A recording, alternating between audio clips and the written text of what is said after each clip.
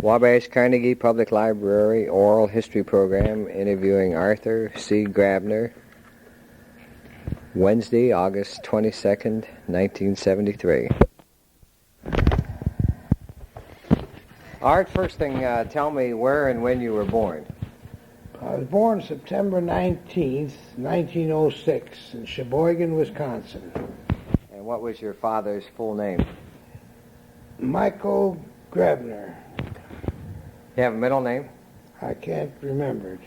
And your mother's? We always called him Mike, or everybody called him Uncle Mike. And your mother's name? Emma Catherine Graebner. Her maiden name was Catherine? No, her maiden name was Umbach. Spell that? U-M-B-A-C-H. What were they and why were they in Cheboygan, Wisconsin? Dad was principal of the Lutheran school at Cheboygan, Wisconsin. Uh-huh. And what were his parents' occupation? His parents' occupation were grocery. Had a small grocery store in Saginaw, Michigan. Yeah. And your mother's parents, what did they do? Mother's parents were in the furniture business in St. Louis, Missouri for years and years, and they had 13 children. And all I can remember is what Mother told me about Granddad. He died before I was born, an elderly man, but he had a terrific, large furniture store, and they made furniture, plus at that time everything was cane bottoms and cane back chairs. Mother used to, and the children used to do all the caning for them. Mm-hmm. Did your father have formal training to be a Lutheran principal? Yeah, he was a professor, trained at Concordia at Springfield, Illinois. Mm-hmm. Do you remember your grandparents on either side of the family? Neither side. Yeah. And to what age did your father live? 65. Yeah. And your mother? 87. Now, did they have brothers and sisters? You mentioned that your mother came from a large family. How about your father? Father had two brothers and two sisters, as far as I can recall. Uncles, my uncles. Tell me about your early life. First, having been born in Cheboygan, Wisconsin, and then where did the family and how did it develop? We moved to Bay City, Michigan in 1907, the year after I was born. Then Dad took over the principalship of the Emmanual Lutheran school there, which job he held until he died at Bay City. And the school, as I remembered when I went to school, had 4 teachers, and then gradually, when I left grade school, they had 9 teachers, and a new school at the time. Were all the teachers male in those days? All male teachers. Did you go to school there also? Yep, for 8 years. Yeah. Was there a large Lutheran community in Bay City? Oh, yes. 5 or 6 extra large churches with parochial schools. Mm-hmm. And this was what Lutheran denomination? Missouri Synod. Tell me the first earliest recollection that you have of anything that you remember. Well, I can remember when I was 2 or 3 years old, when Dad and Mother built a new house a block from where we lived in the old home. And after we moved into the new home, they had to get me back from the old house because I always went back to the old house and sat on the porch. That's the earliest recollections I have of any of my misdoings. Yeah. Give me your Art. Give me your school career now. Trace your career through grade school and on through high school. Well, where and when and so forth. I went to grade school at Emmanual Lutheran School in Bay City. And went to school for about 6 months. then I developed Bright's disease. And I was out of school for a full year before I could get back again, and spent 8 months of that year in bed.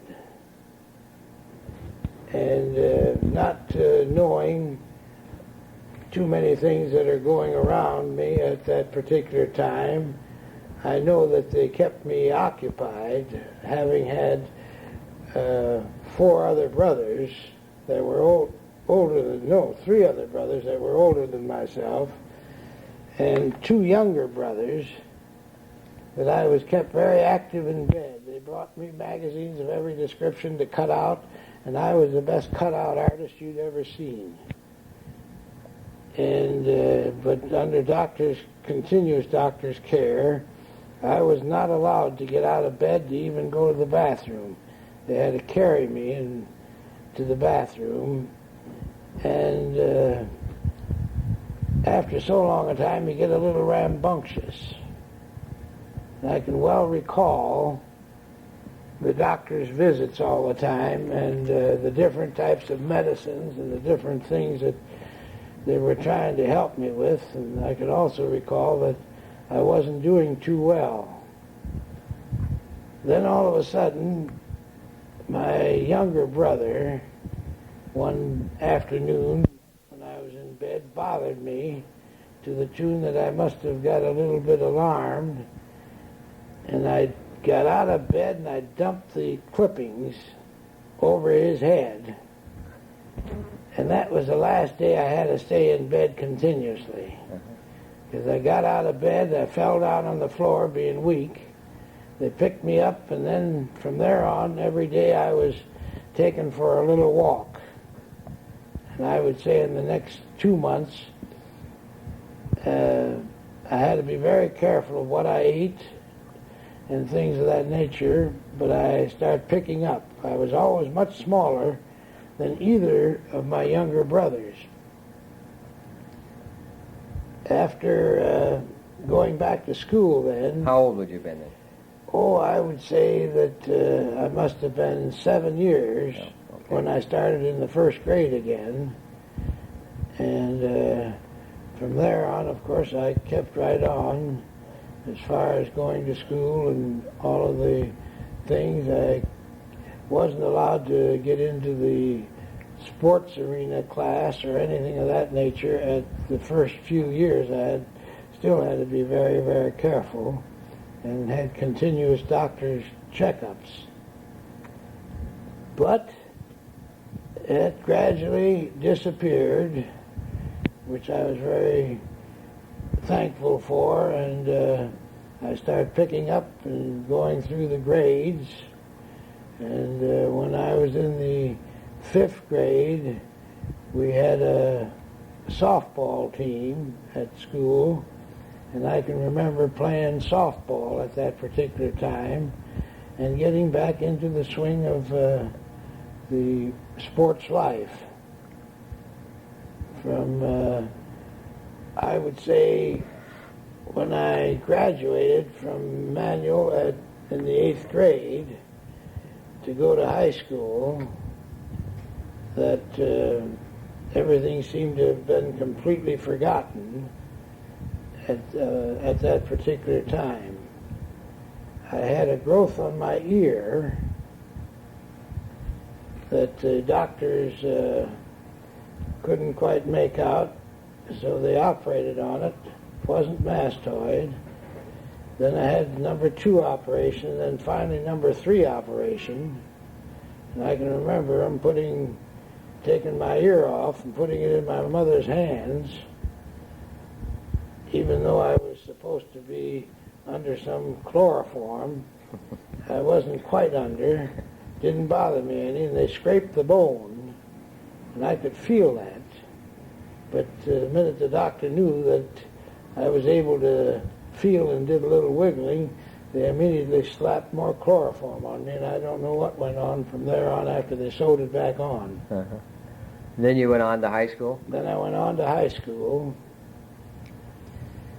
Went to old Eastern High Bay City, and then in 1925, the new high school, Central High, was opened, and I was in the first 10th grade class that went to the new high school.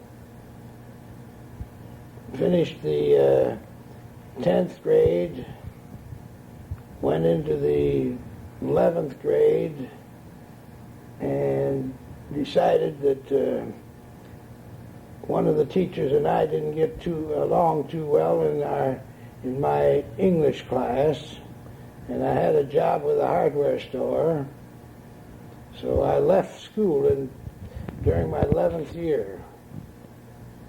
From there on, I went to the hardware store and worked full-time. Prior to that, I started to work in the hardware store at 13 years old and was trimming windows when I was 14.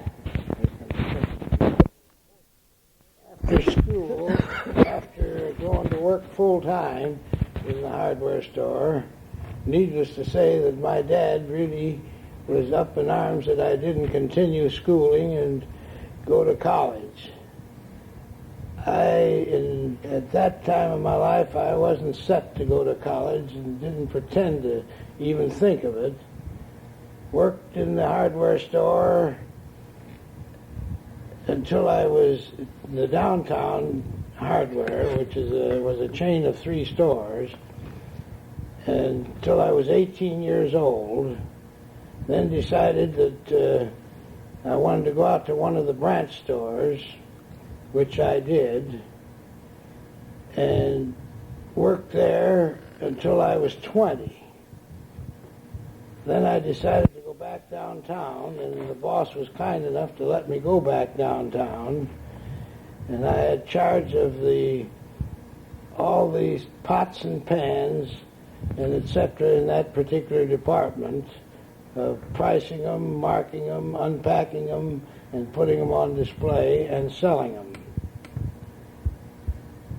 What was the name of the hardware store? Recklin Hardware. R-E-C-H-L-I-N. R-E-C-H-L-I-N. R-E-C-H-L-I-N. Yeah. Well, then how'd your career go from the hardware store and the pots and pans? Then I went downtown for a year.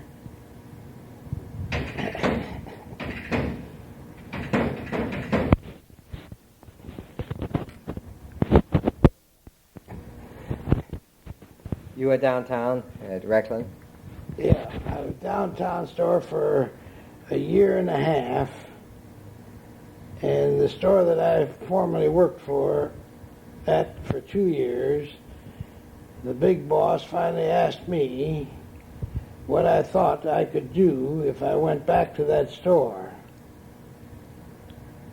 And immediately I put 2 and 2 together, not knowing that this was even being thought about.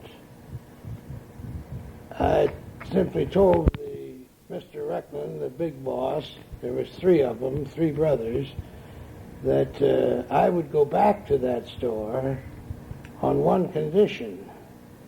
That condition being that the old boss would not be there anymore. He and I didn't get along at all. Okay. The former boss of the store and I did not get along in any way, shape, or form. So after 30 days, my boss, Mr. Recklin, had me up in the office again and said that if he would make the change, would I go back out there to run the store? And I told him I'd be delighted to run it. And at that time, there were 5 people working in that store. And I told him I didn't want 5 if I had 2 others beside myself.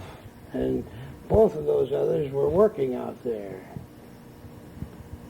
So he said, well, I don't think you can do it by yourself. I said, I'm quite sure that I can, knowing the store and knowing the community. So he made a bet with me. He says, I'll bet you and your two men that you pick out a complete set of clothing, from hat to shoes to socks to underwear and suits and shirts. If I could do $60,000 worth of business that year. And I says, well, that's a challenge, but I said, I'm willing to take that challenge. And I told him, I said, you understand, there's two other men and myself then. He said, that's right. So during the first year, we were able to put a good team together, and that first year, the company bought us each a complete outfit, suits and the whole thing. From there on, I had no trouble until the Depression year of 1930, when the salaries were being cut, and they were being cut without even being told about it in the prior weeks. And on the third cut, I told the boss that one more cut and I was going to look for other work. And he says, well, you'll have a hard time to find it. I said, well, that's all right. I can't live on what I'm getting and support my family, so I might just as well starve to death as to try to keep here. And as I recall it, of course, my dad and Mr. Reckman were very close friends. My dad talked to me, and my dad called me the next day and said, the store is still closed. Nobody's been sent out there to run it. If you want to run it, go downtown and get the key and he'll let you in. And I said, no, Dad. I said, I've had it. If I can't do better than that, then there's something wrong. So with that, I stayed out of the store completely, and 2 weeks later, I started to work for Sears Roebuck and Company. How did you happen to get a job with him? One of my former employees that worked at the store with me left about 3 months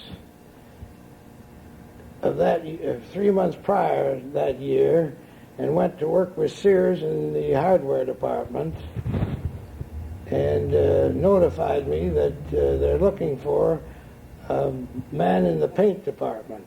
What year would this have been? That would have been 1931 or 32. It was during the Depression years. Uh-huh. It would either be 31 or 32. Uh-huh. So I went down there and talked with the manager, and he says, when do you want to start? This was on a Friday. I says, Monday morning. He says, okay, come in Monday morning, we'll put you to work. And by the way, I'll say this, I went to work at Sears for $8 a week more money than I was making as being store manager for the small chain company. Uh-huh. How much would that have been, Art, in dollars? That was $27.50 a week. Uh-huh. So I worked with Sears for, I'd say 2.5 years. In Bay City? In Bay City. Then I had the opportunity to go to a small town outside of Bay City, Munger, Michigan, and take over and run a hardware store for Schnettler Hardware Company for, trying to think of his first name, Otto. And I had an agreement to work there, and I was interested in my own little bailiwick of life to find out if I could put Sears methods in a small country store. That meant open-top glass counters and wall paneling and fixtures so that you could hang your things up instead of having them laying around, and the boxes and the drawers which hid everything were put in open counters. So I had a year's contract at a substantial increase in salary.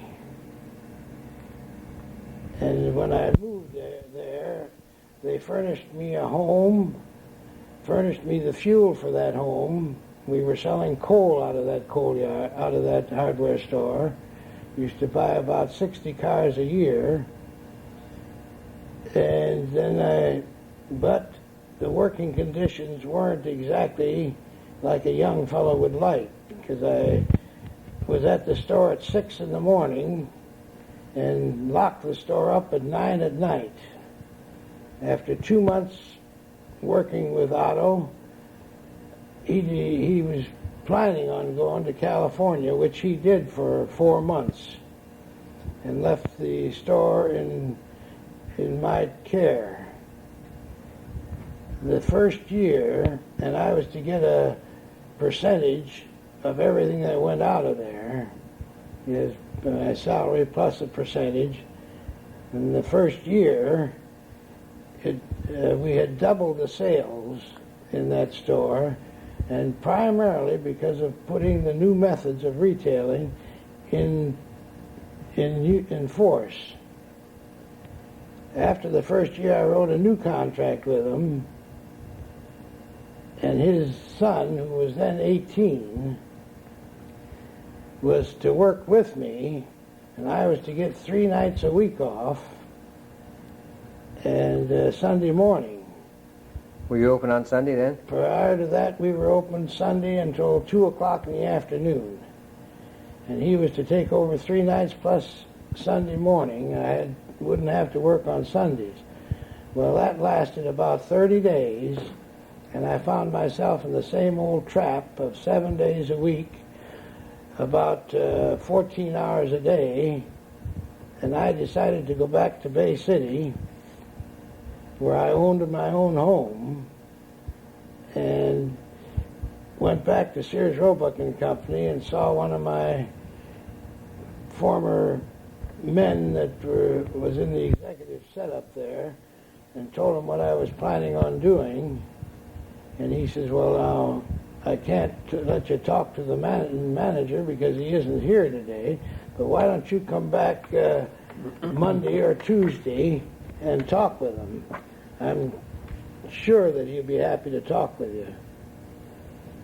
I talked with him and immediately was rehired, gave my old boss a week's notice, and went back to Sears Roebuck and Company.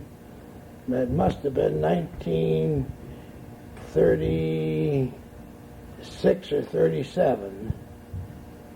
Then I stayed with Sears for 28 years before retiring.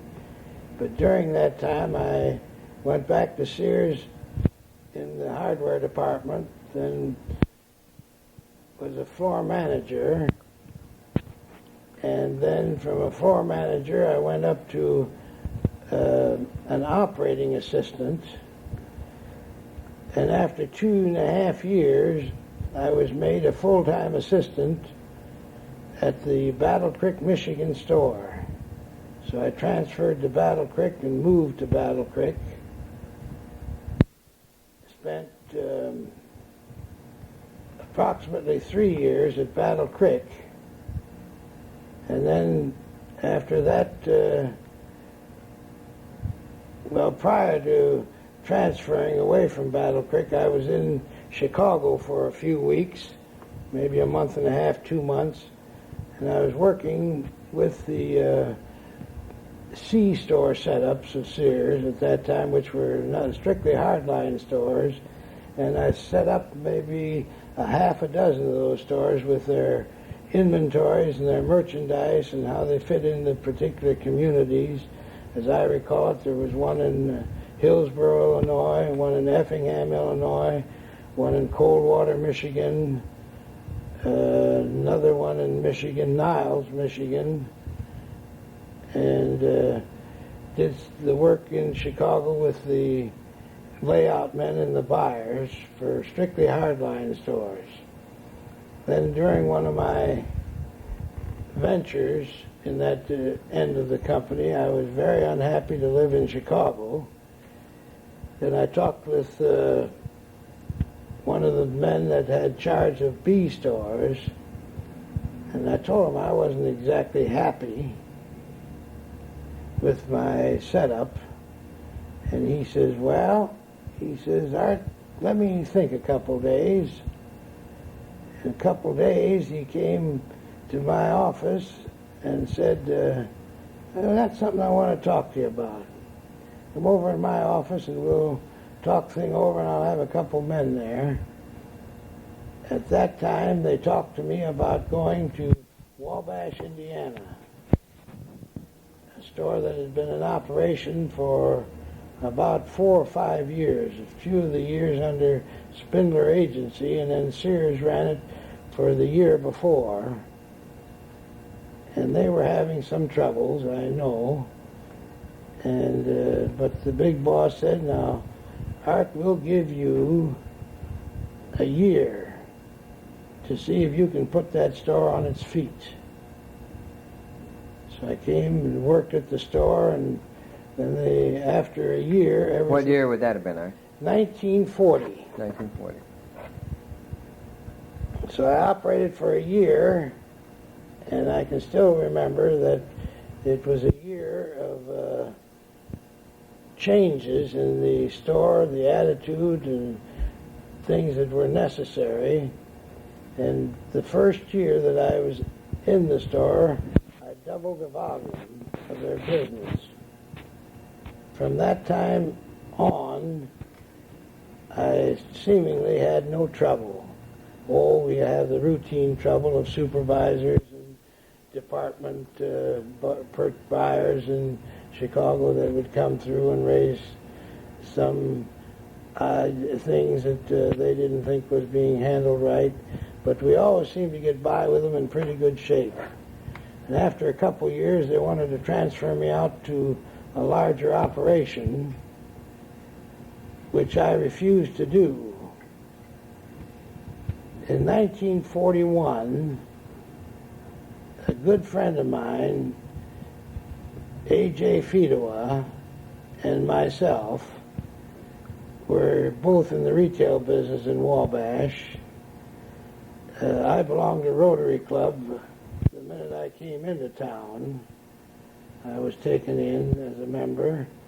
And after about maybe in the first year, I got Mr. Fedowa to go with me and become a member of the Rotary Club. After that, we were pretty close, and he was having trouble with his landlord in the building that he was renting, and the rents were always being shaped upwards on him, and a big building right across from Sears' store was for sale. So I suggested to Art one time, why don't we just buy that building and you can move your store over there and we can see what we can do with that building.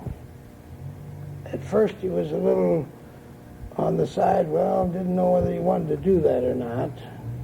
I said, well, it won't hurt us to go to Indianapolis to the company that's holding the mortgage and see what we can do.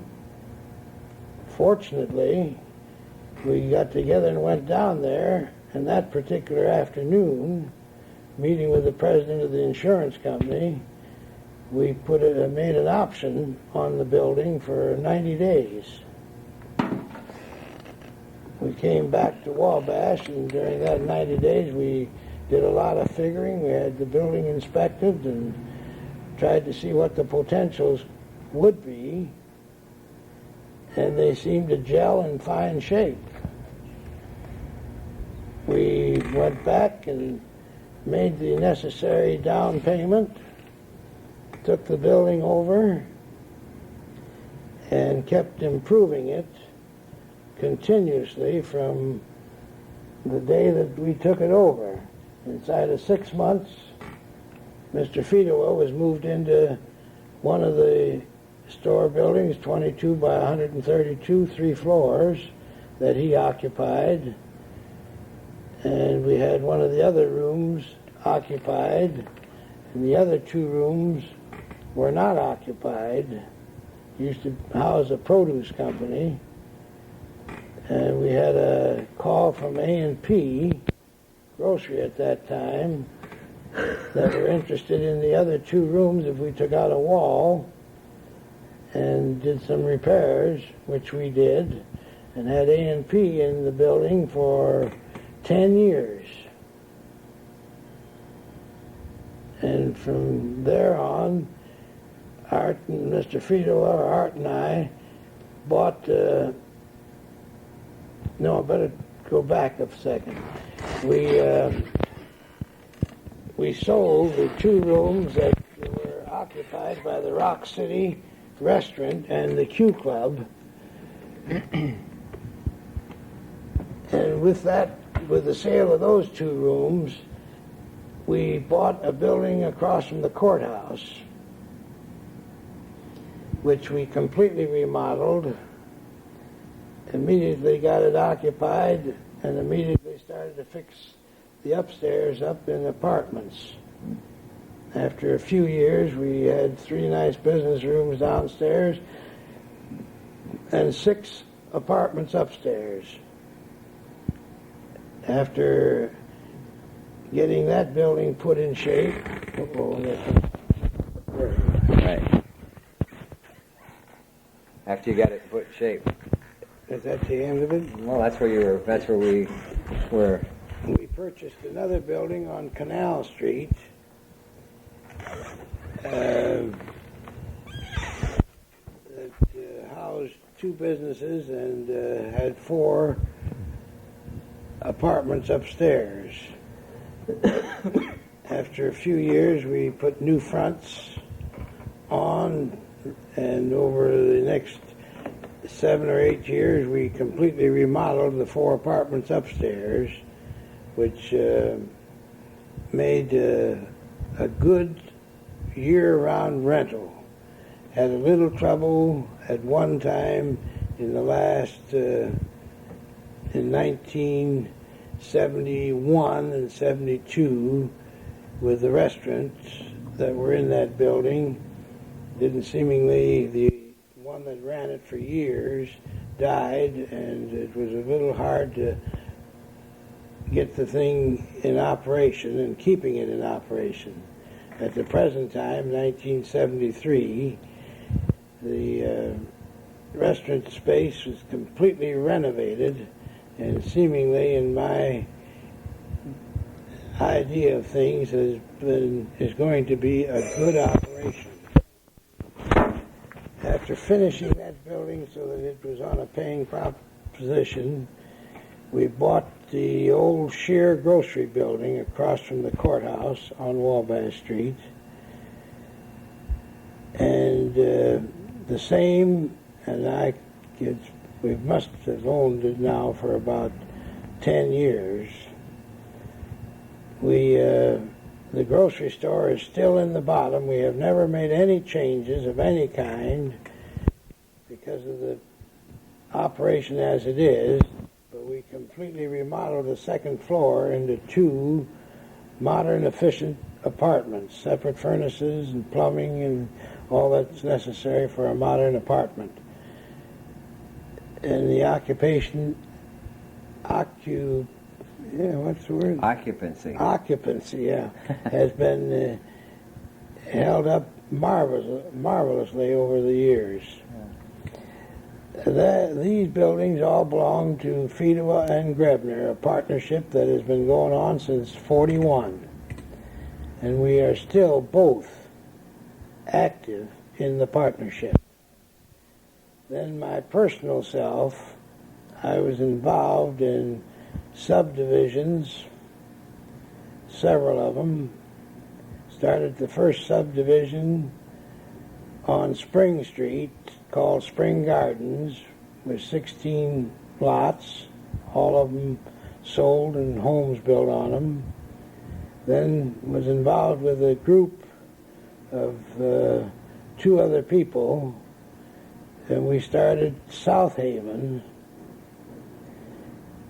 Bought up the original subdivision over there from Ed Morandi and continued on and finished up South Haven with 102 lots and 102 homes built on the lot, selling the last lot last week. From there on, I went to North Haven, where we developed 67 lots, roadways, sewers, water, gas, power, everything put in, storm and sanitary sewers. And at this time, we have about 14 lots left. And I was not in the building business in the North Haven subdivision. Then I got involved in the J.W. Lewis Land Company, and we developed lots and built houses in Valley Brook, Bond Brook C, and developed houses in the $25,000 to $70,000 bracket. This partnership ran into trouble 5 years ago. About 5 years ago, when Mr. J.W. Lewis moved to Florida, and Doc Steffen and myself were charged with following through on the subdivision and taking care of it so that we can complete the project. So far, in the last 2 years, we have built 3 houses in that subdivision, and they're planning on building another house this fall through the vocational school. And then I hope to get back into building some houses in the $25,000 to $35,000 class and try to bring that subdivision to a happy conclusion. Art, what year did you retire from Sears?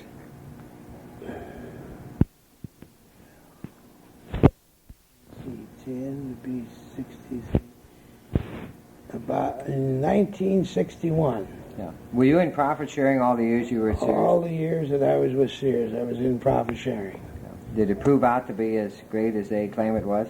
It's the most marvelous retirement program of any company that I have ever been able to read anything on. And to this day, I don't think any company will be able to match the Sears profit-sharing system and retirement system. Mm-hmm.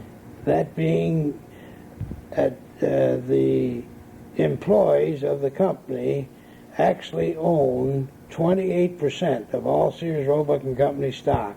Mm-hmm. And consequently, they are vitally interested in seeing that the company forges ahead continuously.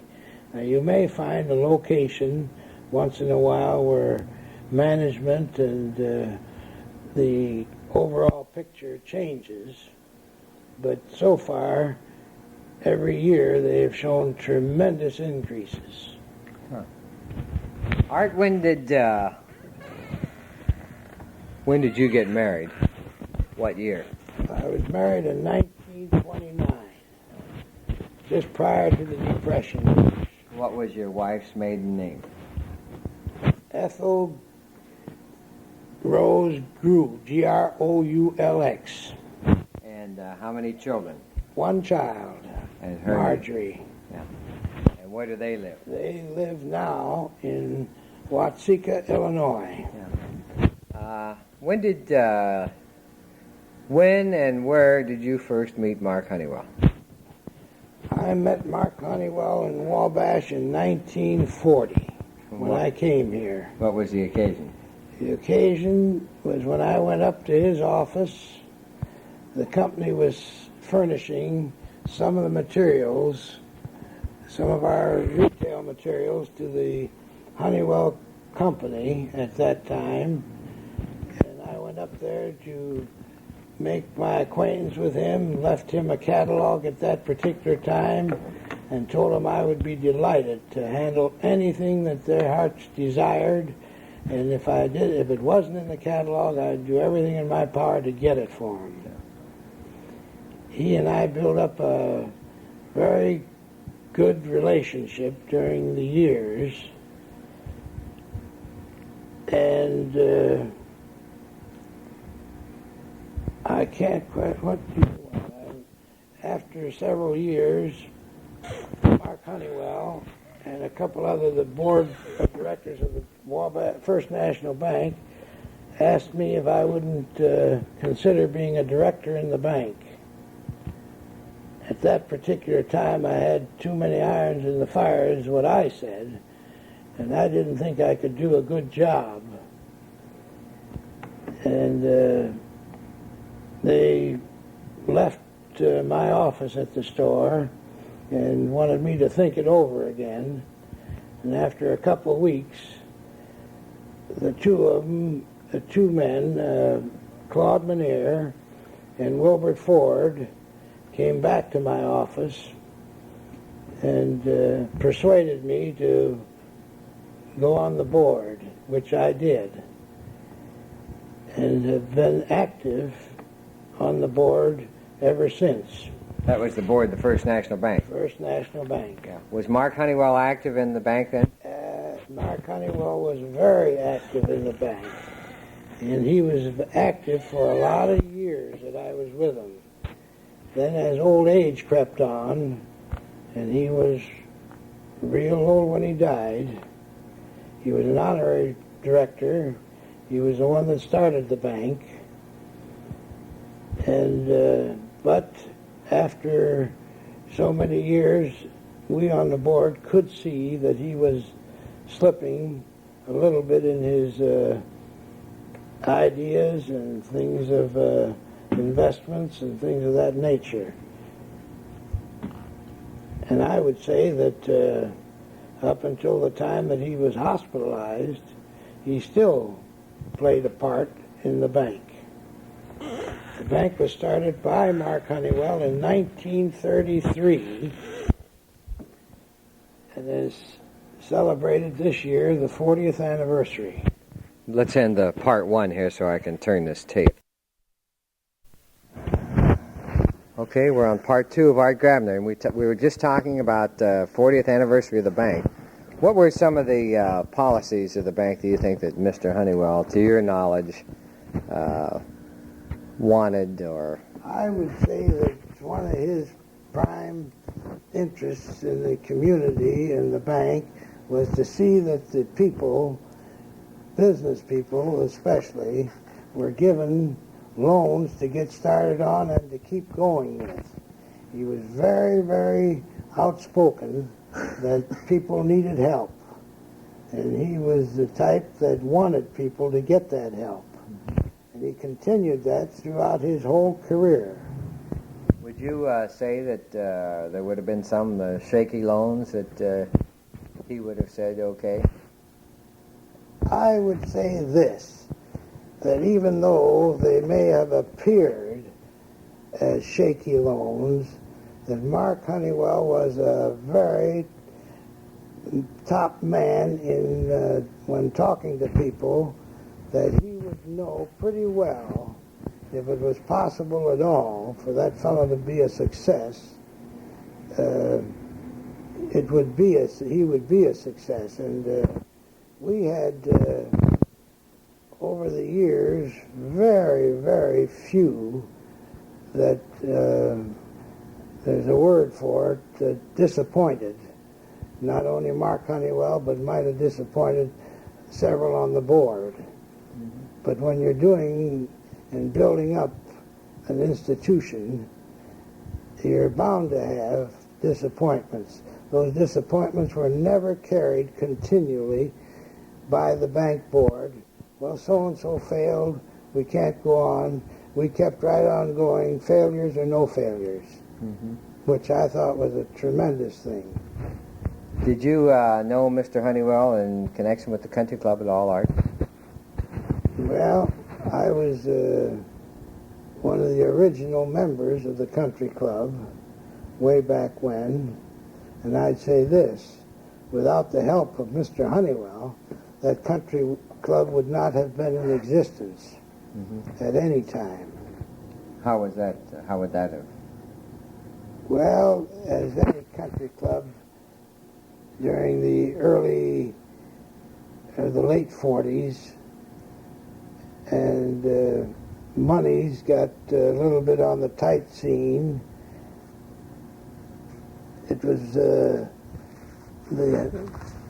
country club was actually given by Mr. Honeywell for a very nominal fee, very low price, and he still maintained to take care of the surrounding grounds, seeing that the big gardens were trimmed and the beautiful blue spruce were cut to size and kept up, and also the building itself, that he had ideas on remodeling and keeping it, and the furniture was primarily, well, even though it was country club furniture, it was purchased and taken care of by Mr. Honeywell.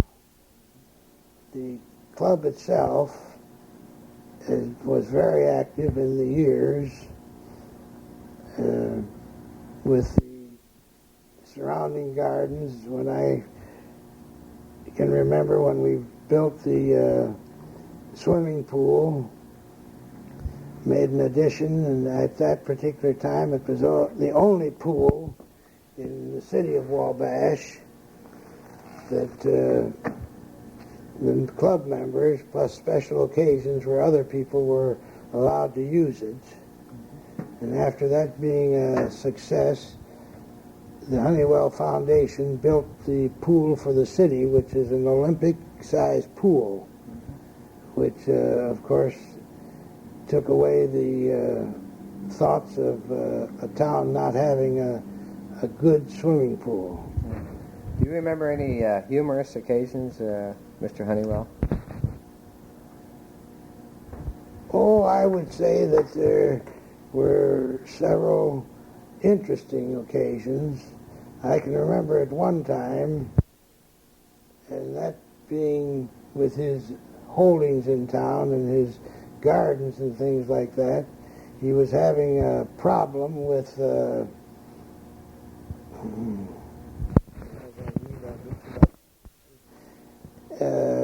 and he tried with a couple other people that knew something about it to see if he couldn't kill buckhorn weeds in the area, and they, as you know, they grow in the month of August like wild. And I sold him a flamethrower and a lot of different accessories that he was trying to put in use at his Honeywell Foundation in town, and also at his gardens out by the country club, and also the country club spots, thinking that he could eradicate the growth of buckhorn.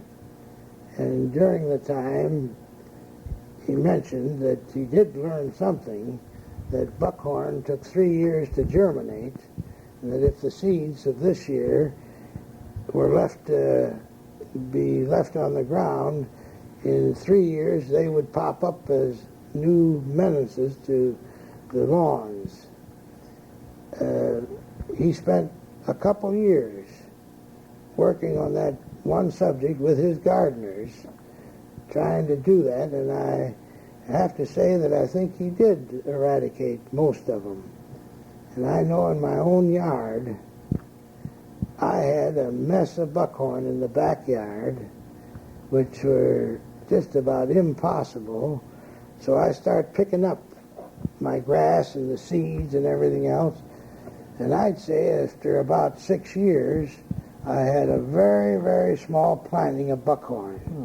That was Mr. Honeywell's suggestion, then. Well, I knew that something had to be done. I didn't like him any more than he did. And I'm connected with the Wabash Cemetery Corporation, not the society, but the corporation, which is out on 24. And we have a buckhorn problem to this day. It lasts about 30 days, but we found, even though it grows continually and grows faster than dandelions, that if we keep cutting it all the time, it's not noticeable. So the buckhorn was one of the things that I was amazed that he was so interested in. Did you ever see him particularly irritated about anything? Well, I have never seen him really irritated where he spoke to me and those kind of things. I do remember when I came to Wabash and the Honeywell building, foundation building, was being completed at that time, and that was during World War World War II. He had a lot of contractors working there, and if he didn't like a wall in a certain place, even if it had to be moved 6 inches, that wall was moved because he didn't want it there. But that's the, in my thinking, that man had the right to do it. He was the one paying for it, so I see no reason why people should say, boy, he just wants to do the foolish things. Well, that's not the truth. We all do things that we have ideas on that we want to do to completion and make them right. And that was his way of doing things. He was a perfectionist in the highest degree. If you go out to his log cabin that's out by the country club, and you look at the concrete benches and the different concrete things that were built out there, you'll see that they look exactly like wood. He brought the man that did that work over here from Germany, and it is beautiful. I mean, there's just no getting away from it. Of course, the public sees it a couple times a year now when they open up the rose gardens, and the gardens are open all summer long. But I can remember him pointing out the different articles that only a fellow that was really trained in that could really do that kind of work. Was Mark Honeywell still active in Rotary when you joined Art?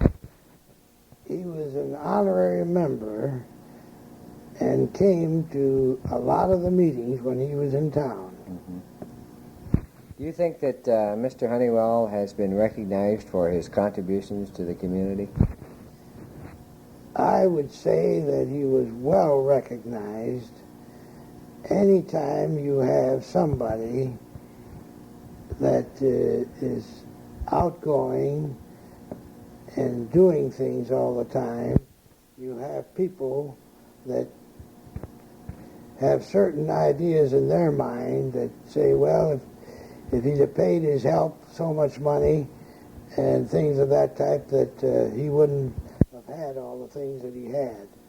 This is a fallacy, because when I came to Wabash and I heard the different remarks made, I checked and knew quite a few of the employees, and they were, for the times, they were well paid for their work. Now that, of course, like anything else, if you go back 15 years and say, I only made $2 an hour, and today the wages are $3 to $4 an hour, you could claim any company was unfair. But I never thought that he was an unfair person in any way, shape, or form. Can you think of anything else on Mark Honeywell that you'd want to comment on? Oh, I would say that I talked to him many times about his couple failures that he had in life. What were they? I think the one was in the plumbing and heating business that he was instrumental in this community. And He always considered that a failure? well, I would say he said it was a tough business. And of course he was always making some new item. And when you put out anything new, you don't know how it's going to go over to the public and things of that nature. He was a bicycle enthusiast. He had a bicycle shop, I think it was in New Orleans. that he was very fond of at that particular time. And but as far as my knowing him, I never saw a failure that he had. Yeah. He was always a successful gentleman. Art, did you ever get involved with the Ku Klux Klan, either in Michigan or in Indiana? No, in no way, shape, or form. Was it active when you were a young man? When I was a young man in Bay City, Michigan, I would say it was very active for a while. Mm-hmm. And then that disappeared after a few problems that they found themselves into. And when I came to Wabash, in 1940, I heard that there was a Ku Klux Klan here that tried to upset a lot of different things. So when you figure those things carried on, I think they carried on all over the country. Mm-hmm. What would you say that has been your most rewarding or most pleasant experience in your life? Personally. Oh, personally, I would say the many honors that were bestowed onto me. I was happy in all the different endeavors I got into. I was very active in Boy Scouting way back when. And I imagine it's a full 30 years. I was district chairman. I was finance chairman for years. I put on the first Boy Scout campaigns for funds in Wabash, and we never had any problem of raising our budget. That's before United Fund came into being. And when that came into being, we immediately put Boy Scouts and Red Cross and all the different organizations into the United Fund. And then I would say this, that I was with Red Cross for years. In fact, I spent 25 years as their treasurer. And then I was in the Rotary Club since 1940 here. Past president? And a past president. And I was in the retail division in this town. And I can remember one very amusing incident in the retail division, being one person that believes competition's the spice of life. When I first came to Wabash, I believe it was in March, and that particular fall, at Christmas time, I was working on how to get more people in my store and decided that I was going to have a one-ring circus. I had plenty of room in the building. We could have 200 people watching a one-ring circus. And I put that circus on our second floor, but I put it on a week before the merchants were going to open up for the Christmas holiday season in the evenings. And the night the ad came out, the next morning I was called to a meeting at the plain dealer office, and a whole bunch of merchants were in there, and they were really raising Cain. They demanded that I withdraw, put an ad in that the circus will not be on that weekend, Thursday, Friday, and Saturday, and were really upset about it. And I told them I didn't realize that I had to ask a bunch of merchants how I was going to advertise and how I was going to operate a store. I don't ask any of you fellows what your next move is. But they were so upset, I says, well, I'll tell you what I'll do. I'll cancel the circus for those 3 days and nights. But I said, one thing, you will put the ad in the paper and you will advertise it that the cancellation is because the local merchants do not want Sears Roebuck and Company to have the circus, which they refuse to do. So I decided, well, as long as I had a bunch of friends in the retail end in the short time I was here, I would put an ad in the paper. I paid for the ad, and I put the circus on the next week. Mm-hmm. And we did have crowds, and that was a turning point of the people realizing that there was a Sears Roebuck and Company in Wabash. That was a very amusing incident because it was only a few years after that when they elected me president of the retail division, and I was retail chairman for 2 years, at which time we had a change in the Chamber of Commerce. It was not called the Chamber of Commerce when we reorganized, and we made the retail division part of the organization. I would have to look up the name of it. Probably a downtown association or something like that. No, it was with the industrialists and everything, and we got it moving in good shape. Any other comments you'd like to make, all right, before we finish it off? Well, my civic life has been very, very rewarding to me in Wabash. Besides having so many good friends in all the different civic endeavors, I always played an active part in all of them. I could name you any number of them, but I'd have to go back into some of my past 20-year history of the institutions that I belonged to. Mm-hmm. Then I was very active in being a downtown property owner with Mr. Finoa, and also myself owning some of the properties in my own name and my wife's name. I also was instrumental in seeing that the nursing home in Wabash was activated so it could operate, and then went from Wabash to Peru and then to Huntington and built homes in both of those communities.